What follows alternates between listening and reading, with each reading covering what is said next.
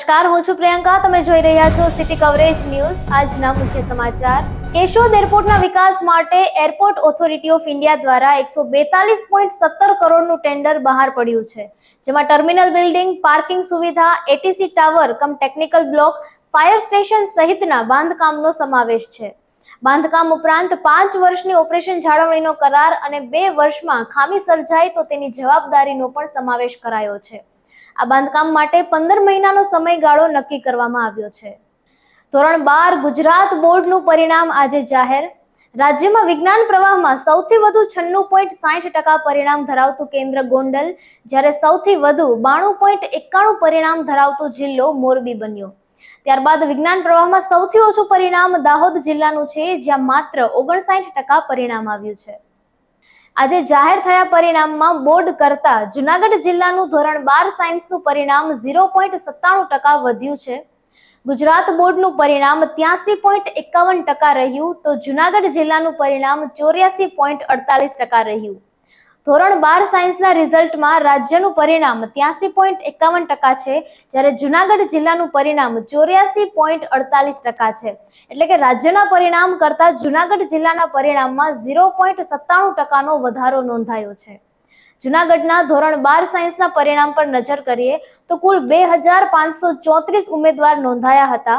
આમાંથી 2532 પરીક્ષાર્થીઓએ પરીક્ષા આપવા માટે ઉપસ્થિત રહ્યા હતા, જેમાંથી 2139 ઉમેદવારો ઉત્તીર્ણ થયા છે, જ્યારે 395ને પરિણામ સુધારાની જરૂરિયાત છે. જોકે ગત વર્ષ કરતા 0.74% પરિણામ ઘટ્યું છે. વર્ષ 2024માં ધોરણ 12 સાયન્સનું જુનાગઢ જિલ્લાનું પરિણામ 85.22% હતું, જે આ વર્ષે 2025માં 0.74% ઘટીને 84.48% થઈ ગયું છે. ધોરણ 12 સામાન્ય પ્રવાહનું પણ આજે પરિણામ જાહેર કરવામાં આવ્યું છે. આ પરિણામ પર નજર કરીએ તો રાજ્યની સરખામણીમાં જુનાગઢ જિલ્લાનું પરિણામ ઘટ્યું છે, તો ગત વર્ષ કરતા પરિણામમાં સુધારો થયો છે. ધોરણ 12 સામાન્ય પ્રવાહનું રાજ્યનું પરિણામ 93.7% છે, જ્યારે જુનાગઢ જિલ્લાનું પરિણામ 89.15% છે. એટલે કે રાજ્યના પરિણામની સરખામણીમાં 3.92% નીચું પરિણામ આવ્યું છે. જ્યારે ગત વર્ષની સરખામણી કરીએ તો વર્ષ 2024માં જુનાગઢ જિલ્લાનું પરિણામ 84.81% હતું, જે વર્ષ 2025માં 89.15% થયું છે. એટલે કે પરિણામમાં 4.34%નો વધારો જોવા મળ્યો છે. જુનાગઢ શહેરની વાત કરીએ તો જુનાગઢ શહેરનું પરિણામ 90.90% આવ્યું છે, એટલે કે રાજ્યના 93.7%ની સરખામણીમાં 2.17% ઓછું પરિણામ છે. હવામાન વિભાગ દ્વારા જુનાગઢ જિલ્લામાં તારીખ 6 થી 8 મે દરમિયાન પવન સાથે છૂટાછવાયા સ્થળોએ હળવા વરસાદની આગાહી કરવામાં આવી છે. ખેડૂતોને પાકની નુકસાનીથી બચાવવા માટે ખેત ઉત્પાદિત પાક અને ખેતરમાં કાપણી કરેલ હોય તો પાક ખુલ્લા હોય તો તેને તાત્કાલિક સલામત સ્થળે ખસેડવા અથવા તો પ્લાસ્ટિક તાડપત્રીથી યોગ્ય રીતે ઢાંકી દેવા માટે પ્રશાસને વિનંતી કરી છે.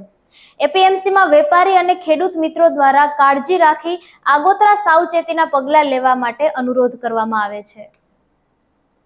રાજ્યના નાગરિક ઉડ્ડયન વિભાગની જેટની ગતિએ ઉડાન. ગુજરાતના 19 એરપોર્ટ પરથી વર્ષ 2024માં અંદાજે 1.43 લાખ જેટલા વિમાનોની આવન જાવન, કુલ 1.70 કરોડથી વધુ યાત્રીઓએ લીધો લાભ. ગુજરાતમાં 4 આંતરરાષ્ટ્રીય અને 15 ડોમેસ્ટિક એમ કુલ 19 એરપોર્ટ કાર્યરત છે. રૂપિયા 3400 કરોડના ખર્ચે સુરત ખાતે આંતરરાષ્ટ્રીય એરપોર્ટ તેમજ રૂપિયા 14,000 કરોડના ખર્ચે રાજકોટમાં હીરાસર ગ્રીનફિલ્ડ એરપોર્ટનું નિર્માણ. તબીબી હેતુસર અત્યાર સુધીમાં 29 ઓર્ગન તથા 29 મેડિકલ ફ્લાઇટ એમ કુલ 58 air ambulance flight operate. Mehsana airstrip ખાતે ફ્લાઇંગ ટ્રેનિંગ ઓર્ગેનાઇઝેશનમાં તાલીમ બાદ 155 યુવાનોએ કોમર્શિયલ પાયલટનું લાયસન્સ મેળવ્યું. મુખ્યમંત્રીએ 2 માસમાં 4 કિલો વજન ઉતાર્યું અને મેદસ્વીતા મુક્ત ગુજરાત અભિયાનમાં વધુ તેજી કરાશે. વડાપ્રધાન નરેન્દ્ર મોદીએ તાજેતરમાં મેદસ્વીતા સામે અભિયાન છેડવા માટે આહ્વાન કર્યું હતું. દેશભરમાં ચિંતાનો વિષય બની રહેલી મેદસ્વીતા તથા તેને કારણે વધતી બીમારી સામે વડાપ્રધાને આરોગ્ય પ્રત્યે જાગૃત થવાનું આહ્વાન કર્યું હતું. ત્યારે ગુજરાતના મુખ્યમંત્રી ભૂપેન્દ્ર પટેલે આ પડકાર ઉઠાવી લીધો હતો અને 2 મહિનામાં 4 કિલો વજન ઓછું કર્યું છે.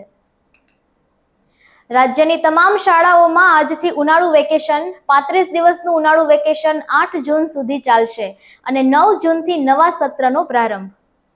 યોગ ગુરુ બાબા રામદેવે કહ્યું કે મને લાગે છે કે થોડા દિવસોમાં આપણે કરાચી અને લાહોરમાં ગુરુકુળ બનાવવું પડશે. પાકિસ્તાન પોતાની મેળે જ વિખેરાઈ જશે. પશ્તુન અને બલુચિસ્તાનના લોકો તેમની સ્વતંત્રતાની માંગ કરી રહ્યા છે, ત્યારે પાકિસ્તાન અધિકૃત કાશ્મીરની હાલત વધુ ખરાબ છે. તેની પાસે ભારત સામે લડવાની તાકાત નથી. તે યુદ્ધમાં 4 દિવસ પણ ભારત સામે ટકી શકે તેમ નથી. આવી સ્થિતિમાં તેની પાસે ભારત સામે લડવાની તાકાત ક્યાં છે? पाकिस्तान तो एक नापाक देश वैसे ही है, वो खुद में ही अपने आप टूटने जा रहा है. उधर पुख्तून उसको तोड़ने में लगे हैं, उधर जो है बलूचिस्तान के लोग जो है वो अपनी आज़ादी की मांग कर रहे हैं. पीओके में हालात और ख़राब हैं, तो खुद ही टूटा पड़ा है. वो भारत से लड़ने का सामर्थ्य ही कहाँ रखता है. भारत के साथ 4 दिन भी खड़ा नहीं हो सकता युद्ध के लिए. अब तो मुझे लगता है थोड़े दिनों में हमें अगला गुरुकुल एक कराची में और अगला लाहौर में बनाना पड़ेगा, और वहीं से हमारी गुरुकुलीय संस्कृति प्रारंभ हुई थी महर्षि दयानंद ने, और वहीं से ये अभियान अब वापस चलेगा. तो 3 गुरुकुल पूज्य आचार्य जी यहाँ बनाएंगे, हम अगला गुरुकुल कराची और लाहौर में बनाएंगे. સિટી કવરેજ ન્યૂઝના ડેઈલી અપડેટ માટે અમારી ચેનલને લાઈક કરો, શેર કરો અને સબસ્ક્રાઇબ કરો. આવતીકાલે મળીશું ફરી નવા સમાચારો સાથે. City coverage news Junagadh.